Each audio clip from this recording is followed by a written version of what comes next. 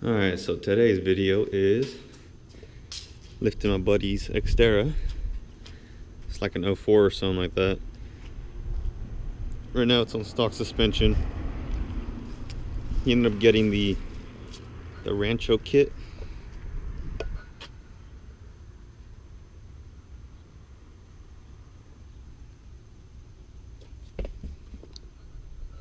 Never heard of that, but got some new ball joints, some new mounts and hardware, and we're gonna be lifting this. I think he said it's like a 2-inch, 2.5-inch lift. So just for like purposes, we'll measure it. Right now the rear is at about 34 3/4. Front's at 33.5. So it'll give it a decent small lift. You can see, got your leaf spring, you got your shock, your bump stops, and it should be relatively easy for this rear side. I'm cleaning off the exposed threads on these end links.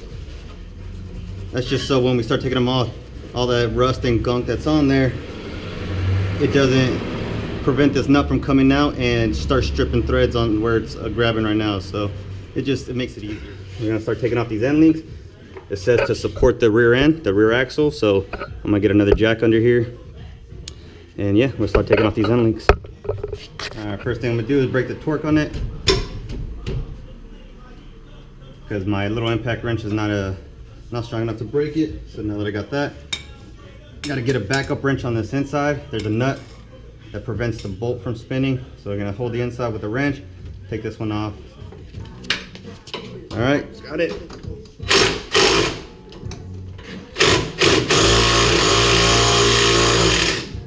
And that's why we lube it up and take off the rust, just for that. Maybe it is strong enough. You just got to give it enough vibrations.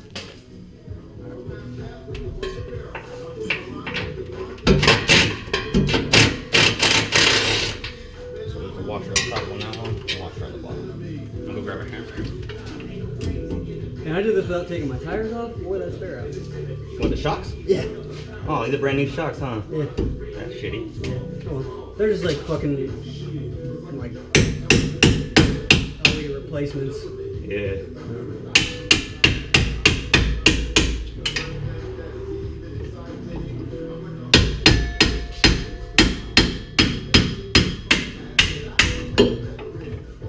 It should be a lot easier to get. Alright, got that one out.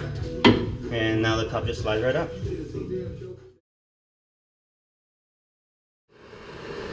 We're just heating it up just to break any rust that's holding on. And yeah, be careful because it's gonna be fucking hot, so.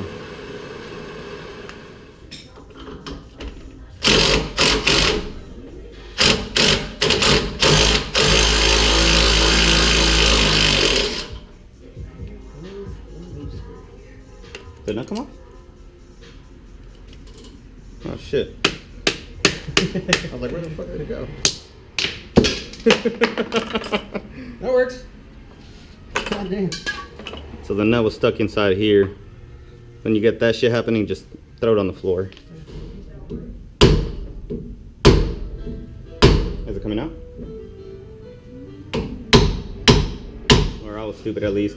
This is a bracket or a plate that holds on this. So the bolt that I was trying to beat out is actually welded on this inside, when all we gotta do is take off this top one, and now this plate will come off, and then this whole thing will just come down. Oh my god! Fuck, that was tight. A little bit of rust. Don't worry about that. Oh, there we go.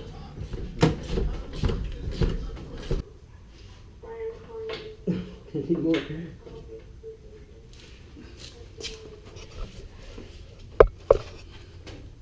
Boom! Look at those strong muscles.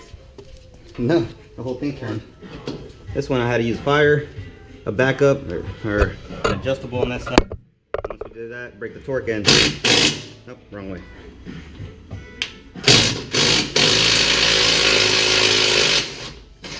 Bada bing, bada boom. See out. And hot. God damn. Alright, just taking out the bolt that holds all these leaf springs together. Hopefully it doesn't fucking spring load on this. That's why we have a C-clamp holding everything together.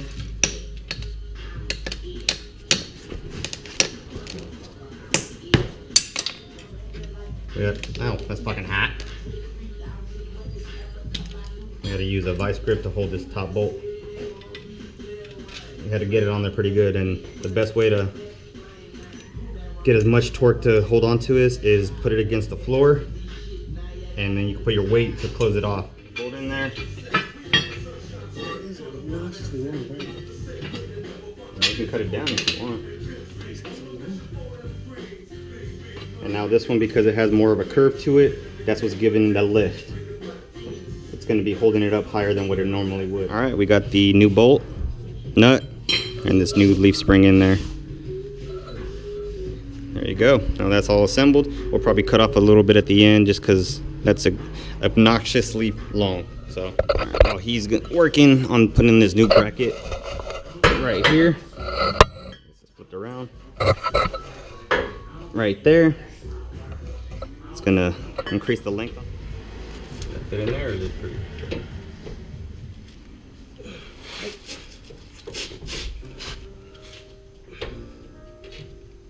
You gotta spread that out a little bit, or you got it. There you go.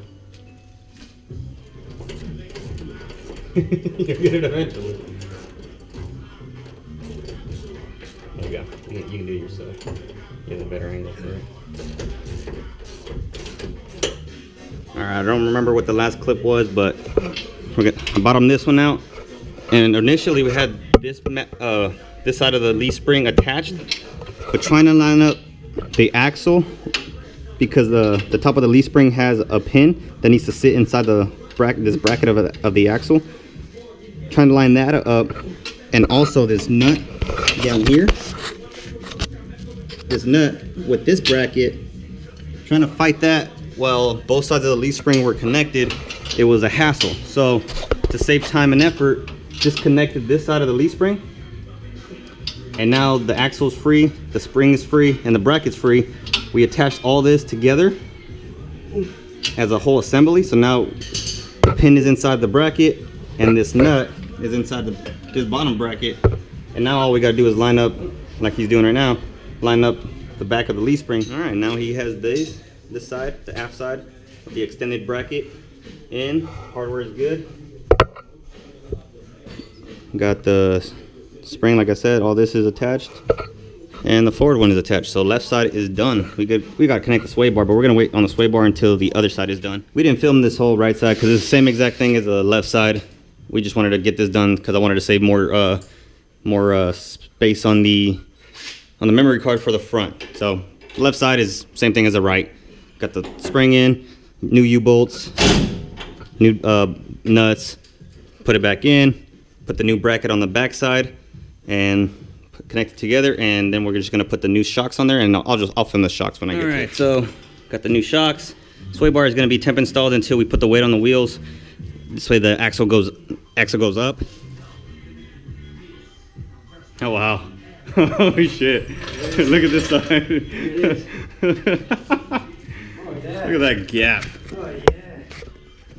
I like it. Now you're ready for some, like, what, 33s or something like that? All right, got the supported on that front subframe. We got new ball joints, new shocks, new spacers and hardware. First thing we're gonna do is take off the wheel. All right, so I loosened the jam nut. Now I gotta loosen this adjuster. This is what, all right, I'm gonna try to explain it.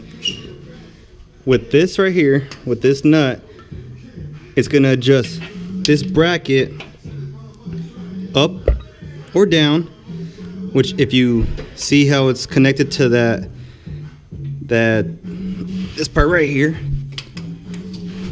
and it being pushed up or down is what's gonna be supporting the whole control arm and all that stuff. So that's what replaces the spring, and that's what lifts it and lowers it and all that. So yeah, I had trouble at the start of this, kind of wondering how the front end gets held up without springs, but then I forgot about this torsion bar, and by adjusting that is what you're adjusting over there, I believe. Don't quote me.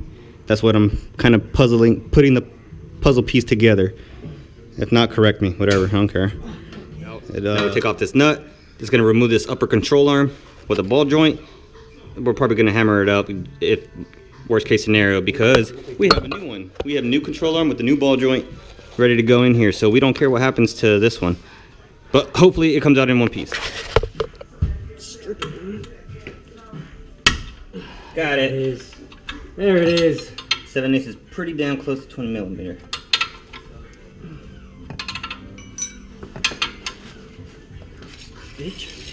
So if you guys never knew that trick, I said it in my other videos. You put a wrench, or you have to use a box end, and then you put a wrench on this side, and then you're able to double your leverage. And as long as you have a good feeling. Right now we're using a 7/8 when it should be a 20 millimeter, but they're close enough to where you're still risking stripping the nut or bolt, whatever you're doing.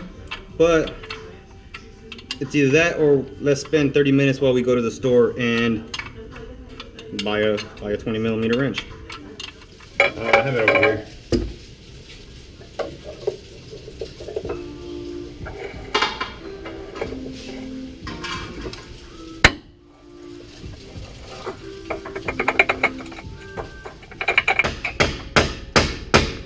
What the eccentric bolt does is it moves it out or in to adjust your camber, so that's where you got to mark it. Today's the next day, because last night we ran into trouble with these upper control arms. I guess for these this Xterras and similar models, the camber bolts, these guys right here, the bolt itself seizes onto the bushing, which is in here, and you can't hammer it out because it's literally that seized in there that you cannot hammer it out. And we trust us, we tried, and it did not want to go. We resorted to having to cut it off. We had to borrow a couple buddies' sawzalls, and on each side of the bushing, we just had to cut this side, this side, this side, and this side. And now we're gonna have to get new eccentric bolts, camber bolts, whatever you want to call them. But yeah, you can see right there that's where we're hacking at it.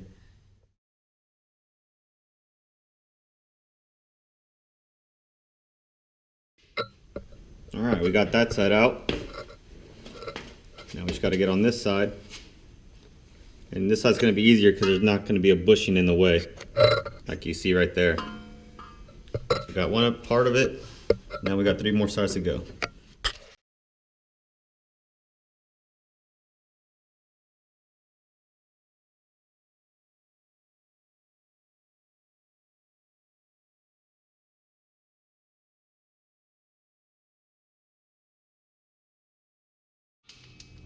Got it.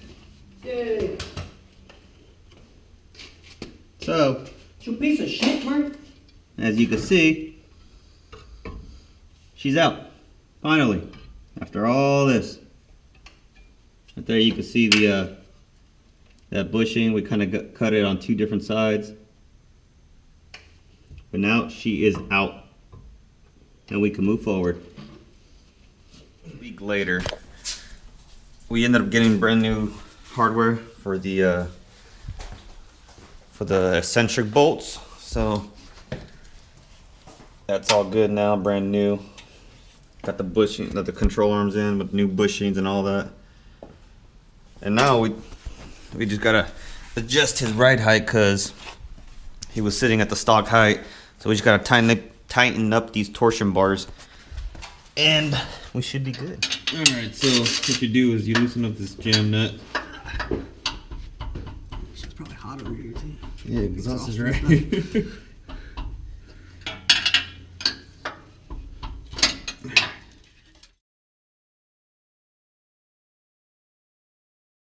Done.